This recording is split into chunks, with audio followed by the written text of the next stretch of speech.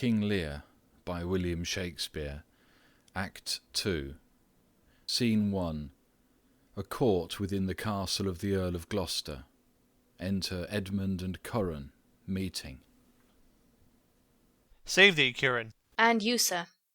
I have been with your father, and given him notice that the Duke of Cornwall and Regan his Duchess will be here with him this night. How comes that? Nay, I know not. You have heard of the news abroad. I mean the whispered ones, for they are yet but ear-kissing arguments. Not I. Pray you, what are they? Have you heard of no likely wars toward, twixt the two Dukes of Cornwall and Albany? Not a word. You may do then in time. Fare you well, sir. Exit. The Duke be here to-night? The better. Best. This weaves itself perforce into my business. My father hath set guard to take my brother, and I have one thing of a queasy question which I must act. Briefness and fortune work. Brother, a word! Descend! Brother, I say! Enter Edgar. My father watches. Sir, fly this place. Intelligence is given where you are hid. You have now the good advantage of the night. Have you not spoken against the Duke of Cornwall? He's coming hither, now in the night, in haste, and Regan with him. Have you said nothing upon his party against the Duke of Albany? Advise yourself.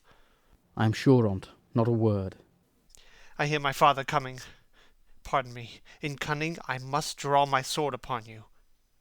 Draw, seem to defend yourself. Now quit you well. Yield! Come before my father. Light!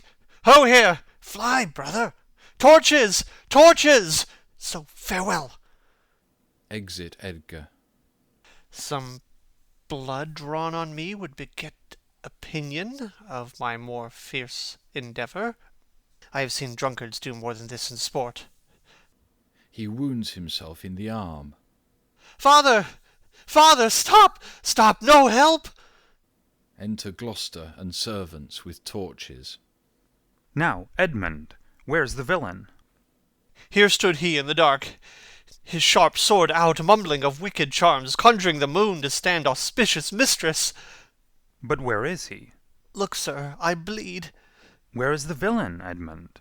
Fled this way, sir, when by no means he could... Pursue him, ho! Go after. Exeunt some servants. By no means what? Persuade me to the murder of your lordship. But that I told him the revenging gods 'gainst patricides did all their thunders bend. Spoke with how manifold and strong a bond the child was bound to the father, sir, in fine. Seeing how loathly opposite I stood to his unnatural purpose, in fell motion with his prepared sword, he charges home where my unprovided body lanced mine arm. But when he saw my best alarmed spirits, bold in the quarrel's right, roused to the encounter, or whether gasted by the noise I made, full suddenly he fled. Let him fly far. Not in this land shall he remain uncaught, and found dispatched. The noble Duke, my master, my worthy arch and patron, comes to-night. By his authority I will proclaim it, that he which finds him shall deserve our thanks, bringing the murderous coward to the stake, he that conceals him, death. When I dissuaded him from his intent, and found him pight to do it with cursed speech, I threatened to discover him. He replied, Thou unpossessing bastard! Dost thou think, if I would stand against thee, would the reposal of any trust, virtue, or worth in thee make thy words faithed? No. What I should deny, as this I would. Ay, though thou didst produce my very character, I'd turn it all to thy suggestion, plot, and damned practice. And thou must make a dullard of the world, if they not thought the profits of my death were very pregnant and potential spurs to make thee seek it. Strong and fastened villain. Would he deny his letter? I never got him. Hark, the Duke's trumpets.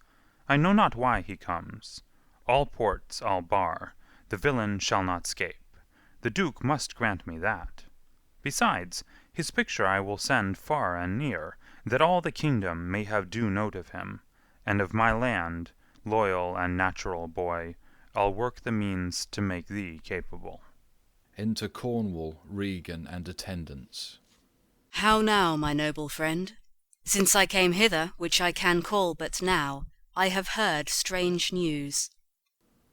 If it be true, all vengeance comes too short, which can pursue the offender. How dost, my lord? O madam, my old heart is cracked. It's cracked. What, did my father's godson seek your life?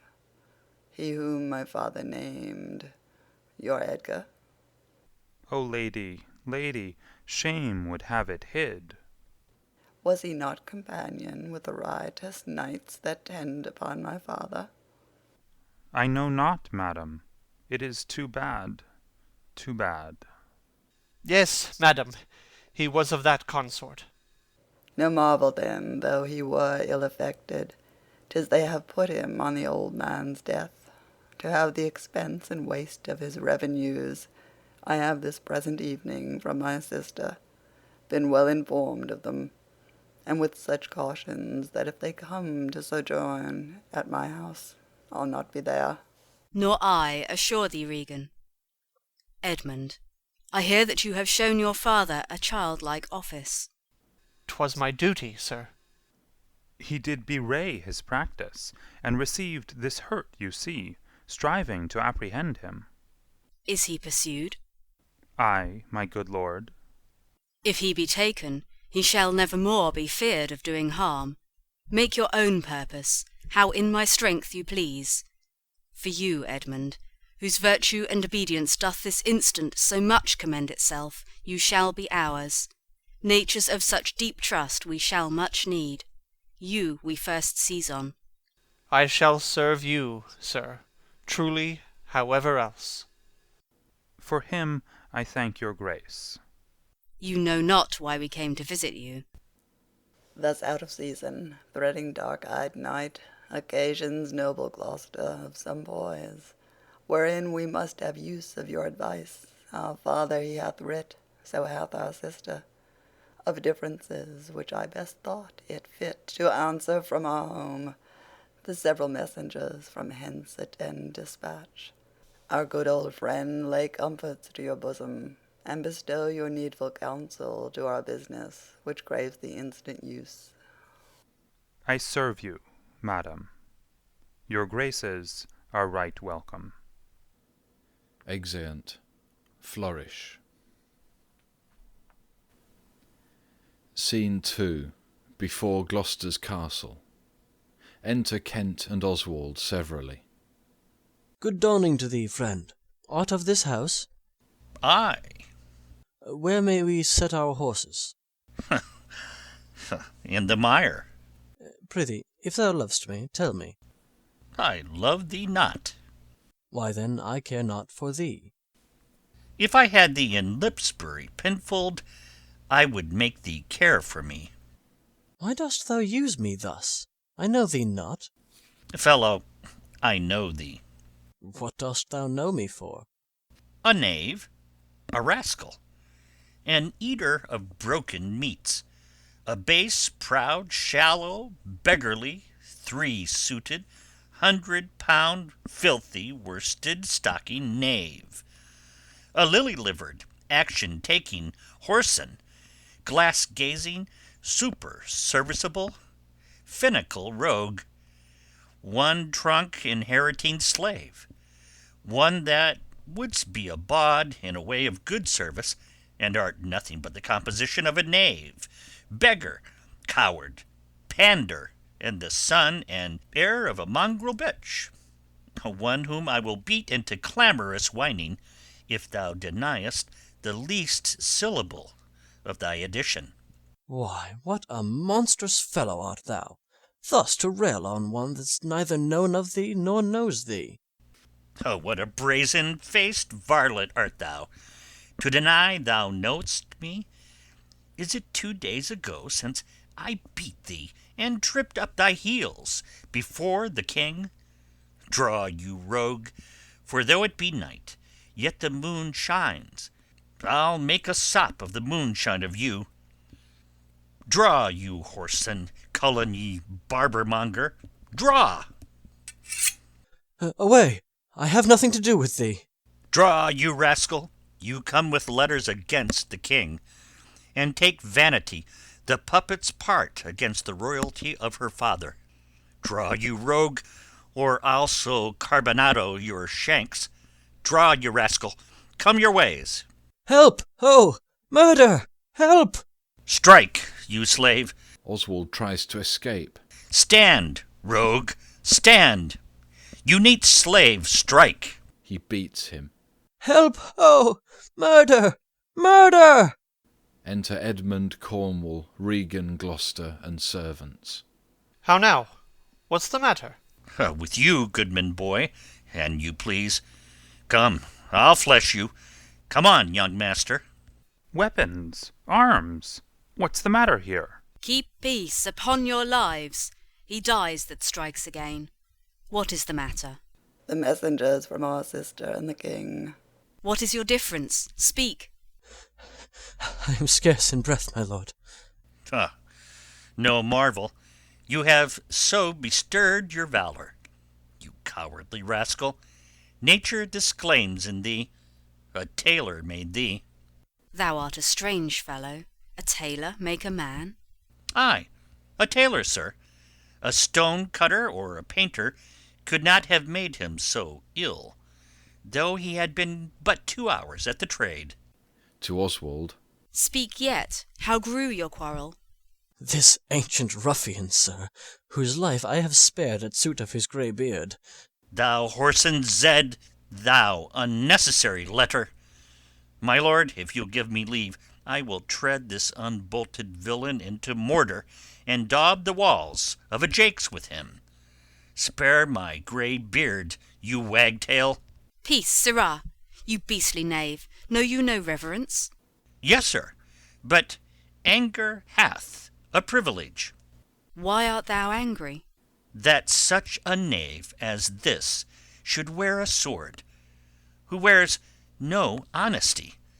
Such smiling rogues as these, like rats, oft bite the holy cords a-twain, which are too entrenced unloose, smooth every passion that in the natures of their lords rebel, bring oil to the fire, snow to their colder moods, renege, affirm, and turn their halcyon beaks with every gale and vary of their masters, knowing not, like dogs, but following. A plague upon your epileptic visage! Smile you my speeches as if I were a fool? Goose, an I had you upon Sarum plain, I'd drive ye cackling home to Camelot. What? Art thou mad, old fellow? How fell you out? Say that. No contraries hold more antipathy than I and such a knave. Why dost thou call him knave? What is his fault? His countenance likes me not. No more, perchance, does mine, or his, or hers. Sir, 'tis my preoccupation to be plain. I have seen better faces in my time than stands on any shoulder that I see before me at this instant. This is some fellow, who, having been praised for bluntness, doth affect a saucy roughness, and constrains the garb quite from his nature. He cannot flatter. He, an honest mind and plain, he must speak truth, and they will take it so. If not, he's plain. These kinds of knaves, I know which in this plainness harbour more craft and more corrupter ends than 20 silly ducking observants that stretch their duties nicely. Sir, in good faith, in sincere verity, under the allowance of your great aspect, whose influence, like the wreath of radiant fire on flickering Phoebus's front. What mean'st by this? To go out of my dialect, which you discommend so much. I know, sir, I am no flatterer. He that beguiled you in a plain accent was a plain knave, which for my part I will not be, though I should win your displeasure to entreat me to it. What was the offence you gave him? I never gave him any. It pleased the king his master very late to strike at me upon his misconstruction, when he, compact and flattering his displeasure, tripped me behind, being down insulted, railed, and put upon him such a deal of man that worthied him, got praises of the king for him attempting who was self-subdued, and, in the fleshment of this dread exploit, drew on me here again. None of these rogues and cowards but Ajax is their fool. Fetch forth the stocks. You stubborn ancient knave, you reverent braggart, we'll teach you.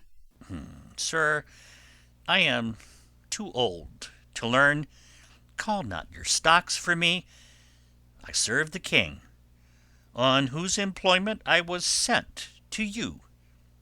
You shall do small respect, show too bold malice against the grace and person of my master, stalking his messenger.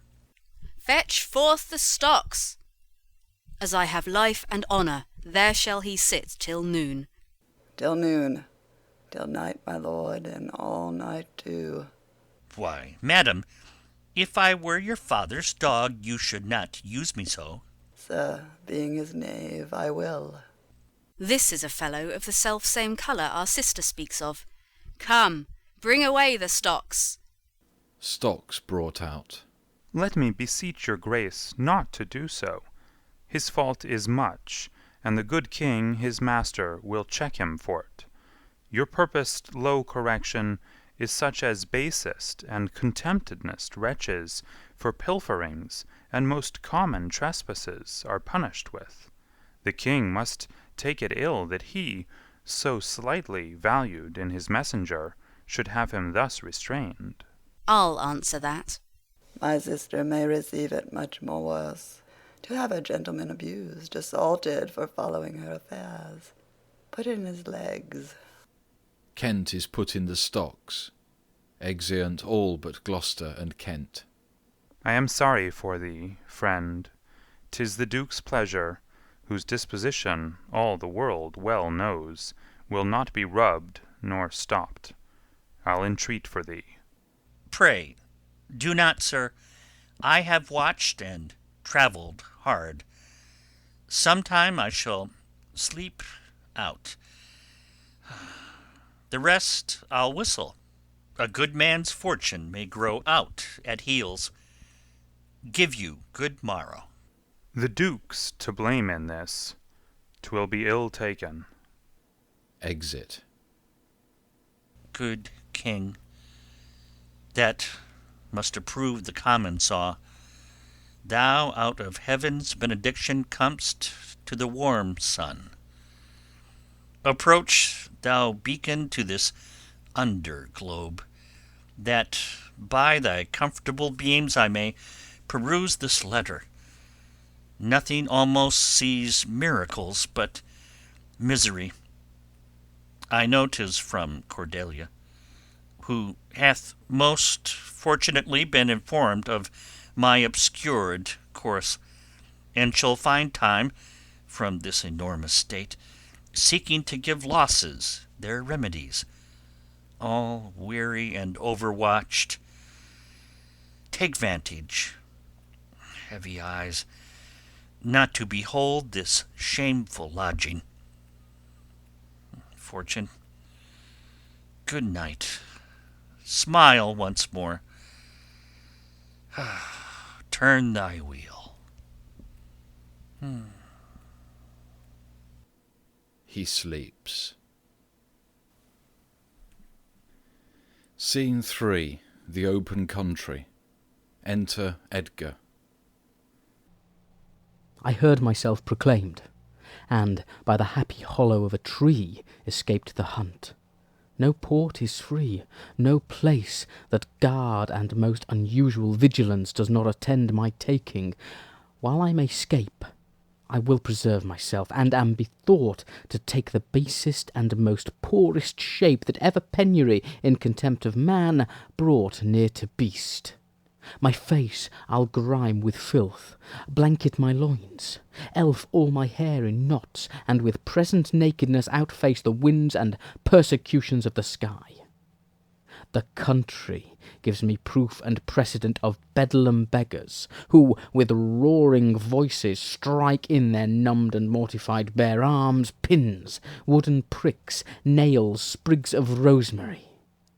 And with this horrible object from low farms, poor pelting villages, sheep-cuts and mills, sometime with lunatic bands, sometime with prayers, enforce their charity. Poor Turley God! Poor Tom! That's something yet. Edgar, I nothing am. Exit. Scene 4. Before Gloucester's castle. Kent is still in the stocks. Enter Lear, the fool, and a gentleman. 'Tis strange that they should so depart from home, and not send back my messenger. As I learned, the night before there was no purpose in them of this remove. Hail to thee, noble master. Ha! Makest thou this shame thy pastime? No, my lord. Ha ha! He wears cruel garters. Horses are tied by the head, dogs and bears by the neck, monkeys by the loins, and men by the legs. When a man is over lusty at legs, then he wears wooden nether stocks. What's he that hath so much thy place mistook to set thee here? It is both he and she, your son and daughter. No. Yes.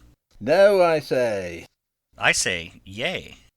No, no, they would not. Yes, they have. By Jupiter, I swear no. By Juno, I swear aye. They durst not do it. They would not, could not do it. 'Tis worse than murder to do upon respect such violent outrage.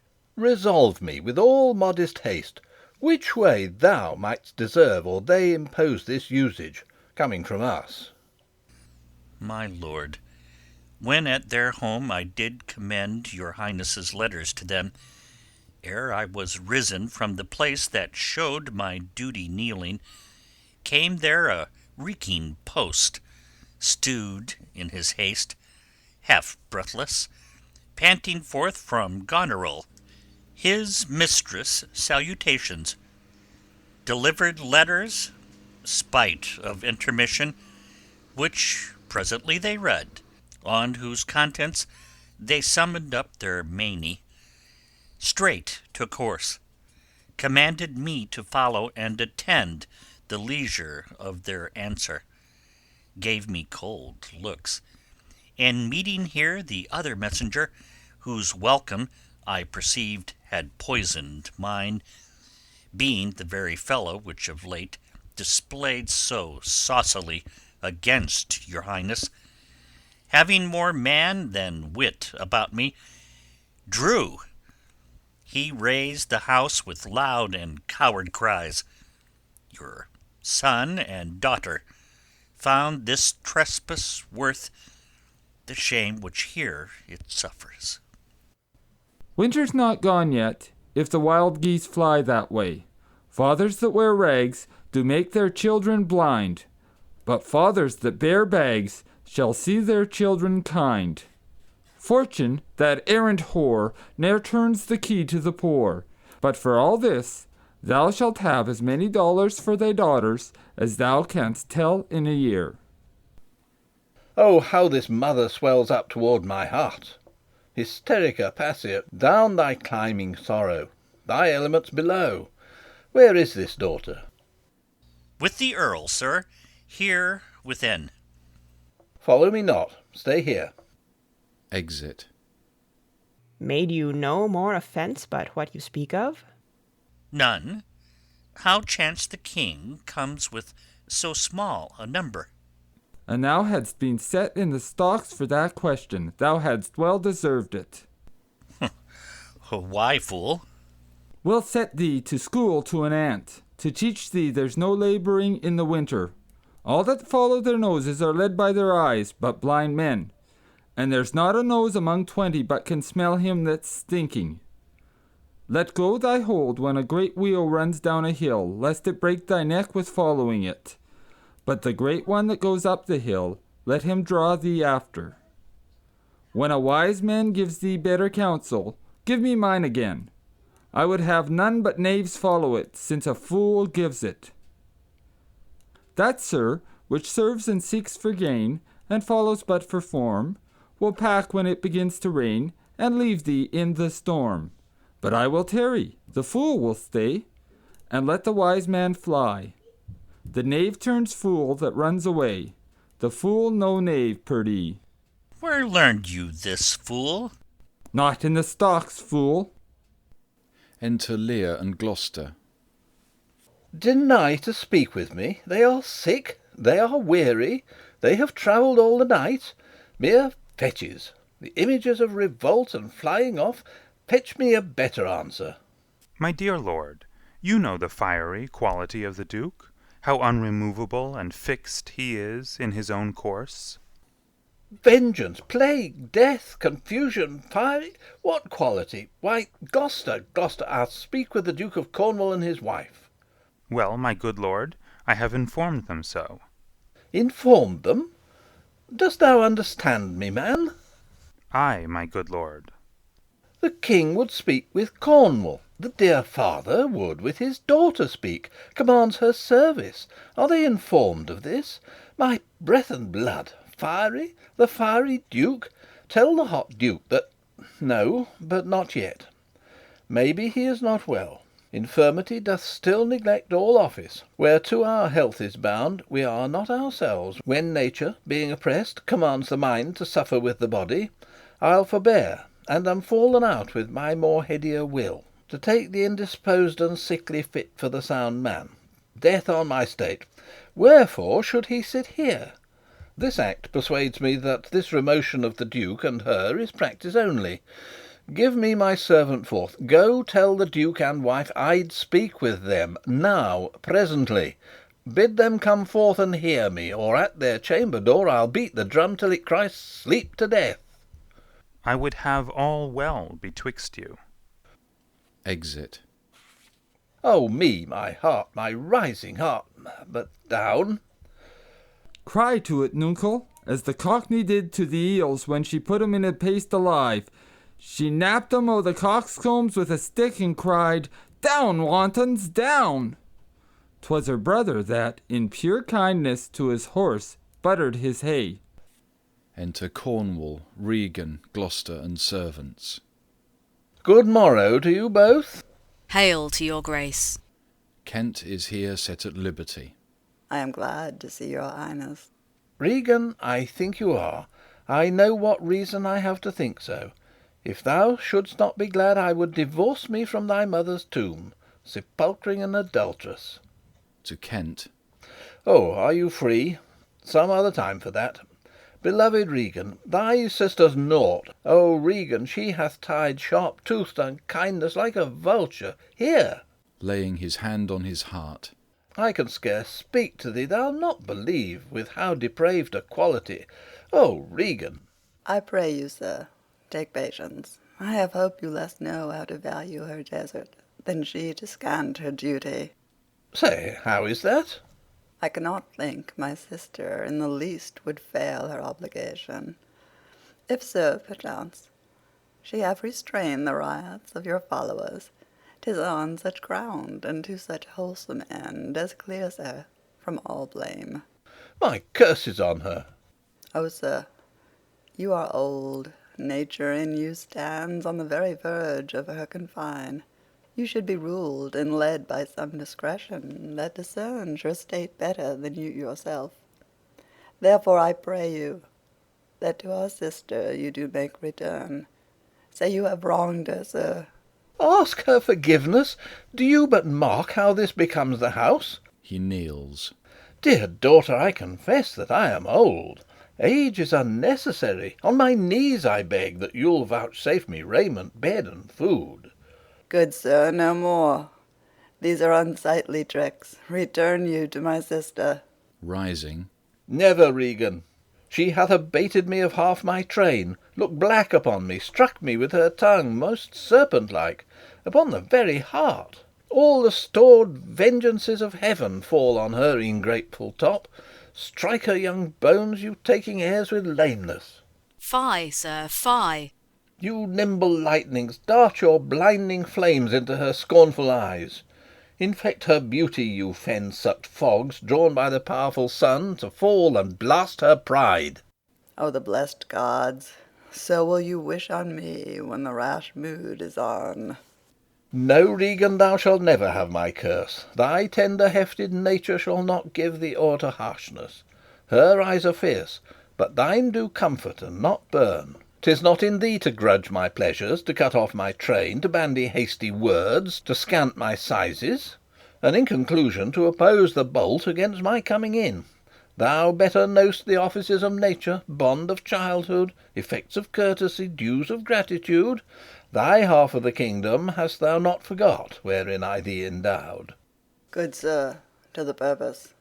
Who put my man i' the stocks? What trumpet's that? I know it, my sisters. This approves her letter that she would soon be here. Enter Oswald. Is your lady come? This is a slave whose easy borrowed pride dwells in the fickle grace of her he follows. Out, varlet, from my sight. What means your grace? Who stocked my servant, Regan? I have good hope thou didst not know on't. Enter Goneril. Who comes here? Oh, heavens! If you do love old men, if your sweet sway allow obedience, if yourselves are old, make it your cause. Send down and take my part. To Goneril. Art not ashamed to look upon this beard? O Regan, wilt thou take her by the hand? Why not by the hand, sir? How have I offended? All's not offence that indiscretion finds and dotage terms so. Oh, sides, you are too tough. Will you yet hold? How came my man i' the stocks? I set him there, sir, but his own disorders deserved much less advancement. You? You did? I pray you, father, being weak, seem so, if till the expiration of your month you will return and sojourn with my sister, dismissing half your train, come then to me. I am now from home, and out of that provision which shall be needful for your entertainment. Return to her, and 50 men dismissed? No, rather I abjure all roofs, and choose to wage against the enmity of the air, to be a comrade with the wolf and owl. Necessity's sharp pinch, return with her? Why, the hot-blooded France that dowerless took our youngest born, I could as well be brought to knee his throne, and squire-like pension beg, to keep base life afoot. Return with her? Persuade me rather to be slave and sumpter to this detested groom. He points to Oswald. At your choice, sir. I prithee, daughter, do not make me mad. I will not trouble thee, my child. Farewell. We'll no more meet, no more see one another. But yet thou art my flesh, my blood, my daughter. Or rather a disease, that in my flesh, which I must needs call mine, thou art a boil, a plague sore, an embossed carbuncle in my corrupted blood. But I'll not chide thee, let shame come when it will. I do not call it, I do not bid the thunder-bearer shoot, nor tell tales of thee to high-judging Jove. Mend when thou canst, be better at thy leisure. I can be patient, I can stay with Regan, I and my 100 knights. Not altogether so. I look not for you yet, nor am provided for your fit welcome. Give ear, sir, to my sister, for those that mingle reason with your passion must be content to think you old, and so, but she knows what she does. Is this well spoken? I dare avouch it, sir. What, 50 followers? Is it not well? What should you need of more? Yea, or so many, sith that both charge and danger speak 'gainst so great a number. How in one house should many people under due commands hold amity? 'Tis odd, almost impossible. Why might not you, my lord, receive attendance from those that she calls servants, or from mine? Why not, my lord? If then they chance to slack you, we would control them. If you will come to me, for now I spy a danger, I entreat you to bring but 25. To no more will I give place or notice. I gave you all. And in good time you gave it. Made you my guardians, my depositaries, but kept a reservation to be followed with such a number. What, must I come to you with 25, Regan? Said you so? And speak it again, my lord, no more with me. Those wicked creatures yet do look well favoured, when others are more wicked, not being the worst, stands in some rank of praise. To Goneril. I'll go with thee. Thy 50 yet doth double 25, and thou art twice her love. Hear me, my lord. What need you 25, 10 or 5, to follow in a house where twice so many have a command to tend you? What need one? Oh, reason not the need. Our basest beggars are in the poorest thing superfluous. Allow not nature more than nature needs. Man's life is cheap as beasts. Thou art a lady. If only to go warm were gorgeous, why, nature needs not what thou gorgeous wearest, which scarcely keeps thee warm. But for true need, you heavens give me that patience, patience I need. You see me here, you gods, a poor old man, as full of grief as age, wretched in both. If it be you that stirs these daughters' hearts against their father, fool me not so much to bear it tamely. Touch me with noble anger, and let not woman's weapons, water drops, stain my man's cheeks. No, you unnatural hags, I will have such revenges on you both that all the world shall... I will do such things... What they are yet I know not, but they shall be the terrors of the earth. You think I'll weep? No, I'll not weep. I have full cause of weeping, but this heart shall break into 100,000 flaws or ere I'll weep. Oh, fool, I shall go mad. Exeunt Lear, Gloucester, Kent, the Fall, and Gentlemen. Let us withdraw. 'Twill be a storm. This house is little. The old man and his people cannot be well bestowed. 'Tis his own blame. Hath put himself from rest, and must needs taste his folly. For his particular, I'll receive him gladly, but not one follower. So I am purposed. Where's my lord of Gloucester? Followed the old man forth. He is returned. Enter Gloucester. The king is in high rage. Whither is he going? He calls to horse, but will I know not whither. 'Tis best to give him way. He leads himself. My lord, entreat him by no means to stay. Alack, the night comes on, and the high winds do sorely ruffle. For many miles about there's scarce a bush. O sir, to wilful men the injuries that they themselves procure must be their schoolmasters. Shut up your doors. He is attended with a desperate train, and what they may incense him to, being apt to have his ear abused, wisdom bids fear. Shut up your doors, my lord. 'Tis a wild night. My Regan counsels well. Come out of the storm. Exeunt. End of Act 2.